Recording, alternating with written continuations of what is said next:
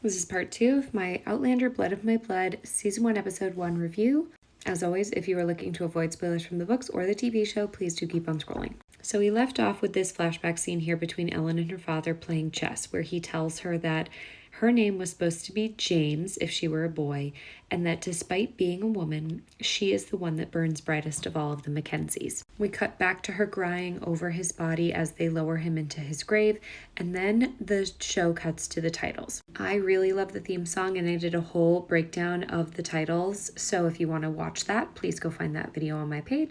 After the title cards, we see this scene here of these men who have their faces covered wandering through the woods on Mackenzie lands. And they are met by Dougal Mackenzie and his men, who we get to see in action for the first time. And we know from the main series that Dougal is a notoriously good fighter, which we see on full display here. They appear to be going after the cattle that is on the Mackenzie lands, and as we learned from the beginning part of the episode, Clan Mackenzie is now vulnerable because Red Jacob has passed, and so them being attacked and their cattle trying to be taken from them is not surprising at all. During that fight, we see that Dougal rules with an iron fist, and so he uses his force and might to scare people into obedience. And when he goes back and tells Ned Gowan here what happened out in the woods, it's our first example of how he handles scenarios and how it contrasts with Columns. As Dougal walks through the castle with Ned Gowan, he points out that he thinks that these men were likely Fraser men because Simon Fraser of Levitt has held a grudge against their family for years. But Ned doesn't think so because Simon at this point in the storyline, we learn, is not really that influential of a man anymore, and therefore not a threat.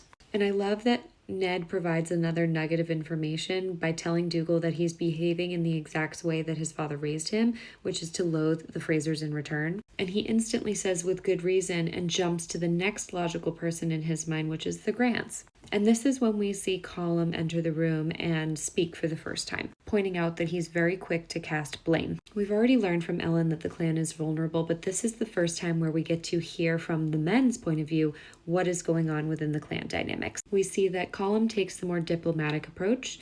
We see that Ned points out the reality of the situation, and we see that Dougal immediately wants to take action against anyone that he can to establish their power again. And Ned points out that there are plenty of people that will be working against them throughout the way, and so they need to devise a plan that is really a fail-safe because there are plenty of people that would relish in the fact that they're so weak. I was really glad to see that they included a very small line saying that people would want Clan Mackenzie for the abundant grazing lands alone. So it reiterates that the cattle and the land that the Mackenzies own is really the priority here, because in this era and in this time in the Highlands, that is what people fought over, was the power that you get from owning land and livestock. It's also important to note that at this point in time, both Colum and Dougal are very young, and so them being tied together with Ned throughout the storyline, who was the trusted advisor of their father for such a long time, and someone who is clearly much older and knows a little bit about the ways of the world, is a very interesting dynamic because we already see in this first episode how he gets ping-ponged around. We can see that Dougal is definitely a loose cannon, and he leads with his heart and his emotions and does not think. And Ned sees him as a threat almost to imploding what he has built. And Colum was raised as the eldest son, so he has basically been learning the ways of this world his entire life, but he is not someone who commands respect given his ailment, essentially, which is the button that Dougal presses over and over and over, trying to undermine him. People who have watched the main series already know that these two men had disagreed on just about everything and had this sort of dynamic throughout their lives. And even though this is kind of repeating what we already know, I am really enjoying watching the younger versions because I think this is showcasing that Colum was a lot more willing to go there than the main series might have implied in his older age. He had been undermined by everyone, including his father, and I think that all of that angst and anger is going to show up in spades in this series, and that's something I'm actually really looking forward to, especially because the acting has been phenomenal. It's at that point that we finally cut over to the other half of the story, which is with Brian and the Frasers. And here we see him and Myrta outside of where Lord Lovett is residing, which is Castle Leathers. We know from the main series that Myrta is also a Mackenzie, which is pointed out here in this conversation between him and Brian. And he is trying to get Brian to go with him.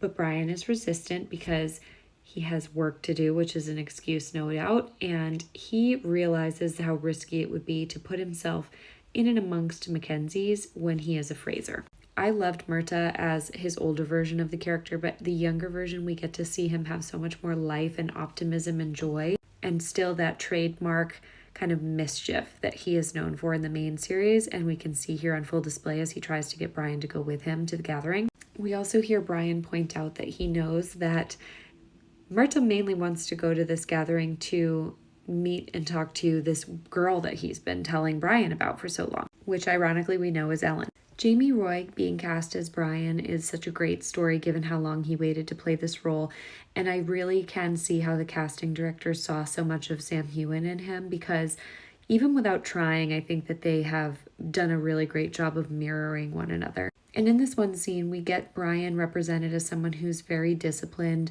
who's trying to do the right thing and not put himself into precarious situations. At one point he says this line where he says, "I'd prefer to keep my head attached to my neck if it's all the same to you," which I couldn't find, but I'm pretty sure Jamie says at some point in the main series as well. And as Myrta tries to approach this invitation from every angle, including the feasts and the games, it's not until he mentions Brian meeting a woman that kind of changes his favor. They get called up to the house by Brian's mother, Davina Porter, who again is named after the woman who narrates all of the Outlander books. And I think it's really nice to see just how close Myrta and Brian were and are in this scene here. They're like brothers, even though they're cousins, and how playful their dynamic is with one another, because that's going to get strained in this show.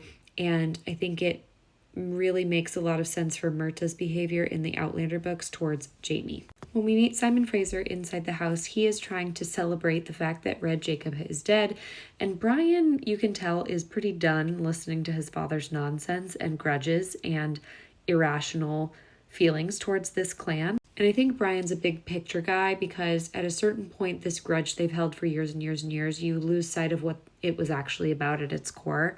It will be interesting to see if we get any further context into conversations between Red Jacob and Simon at some point, because I'm sure at the core of it, we might be able to find out the truth of what happened and who was in the wrong between the two of them. But the show's really establishing that neither man was that great. Because Myrta expresses that he is going to go to this gathering, Simon sees this as an opportunity to have him spy for him and see who is in attendance. And that is how ultimately Brian gets roped into attending as well. Because it's clear in the conversation at this dinner table with his dad that Simon still rules over him with an iron fist, and that he is constantly putting him in his place as his bastard son with no real title or authority. And it's at this point that Claire's mother, Julia, walks into the frame, and I proceeded to lose my shit. Because how on earth is she already back in time? We can clearly see that she is a maidservant who is new at this castle and does not understand the ways in which Simon Fraser operates. And when he grabs her in this way, this is the first time where we get to see Brian defending somebody, namely her. Brian says to his father that she hasn't been there long enough to know his habits, something that I unfortunately feel like we're going to get a lot more insight into. And Simon isn't really happy that he interjects at this moment. And between Brian's eyes here and his mother, Davina, that comes into frame, you can see her kind of creeping into the door frame there, you get this creeping sensation that something bad is going to happen at some point, and hopefully not to Julia. And interestingly, Brian gets up and says, "Allow me, Father, I'll spare you the trouble." So something is at play here that I think we're going to get more insight into before Davina Porter comes in and rescues Julia from this moment. Now, Davina obviously was a kitchen maid who gave birth to Brian Fraser, who is a bastard, so she knows all too well what he is capable of, and she warns Julia here. For me as a viewer, seeing her this early on in the episode totally threw me for a loop, and also seeing her without any sort of explanation as to how she got there, I think was such a brilliant way of introducing her character, because it instantly makes you start asking questions as to how on earth she ended up at Castle Leathers, and that she already knows Brian, because in the promos she's talking to Ellen, but now we know she's already established a relationship with Brian too. And so early on in the show, we can see that she is directly affecting these two characters by simply knowing them. And brilliantly, they made her look exactly like Claire here. Come back for part